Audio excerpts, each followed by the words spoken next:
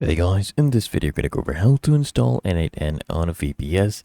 They need a bunch of different things. You need Ubuntu or domain-based servers, a root or sudo access, a domain name, and a node.js, v18 and npm. So first you need to buy a VPS and a domain, okay? And then you need to connect to your server. So you can use a free SSH client to connect to your server. For this example, I've used Bitwise, okay? Then you need to update your server. So put in this prompt. Then you need to put in this command to install node.js and npm. And of course, you'll need to install N8N globally as well. And then create a dedicated user. You can, at any point in time, pause this video, take screenshots. And after you're done with this part, run N8N locally. And then use PM2 for process management.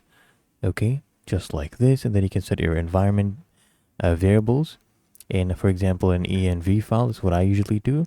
And then you can go ahead and reload your shell, and then just point your domain to the server. Create an A record host, use N8N, and point to your server's IP and TTL. Just make it automatic, or 30 minutes, time to live.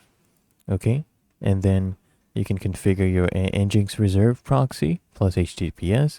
Use this command, install the Nginx insert bot. Okay, then create your config file for that, and you can paste all of this in. Then you can enable and test it up, set up the HTTPS, and there you go. Your N8N should be available at your domain URL, just like this one.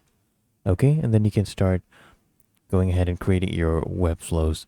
Really that easy and simple. If you found this helpful, make sure you smash the like button and subscribe to frequently asked questions.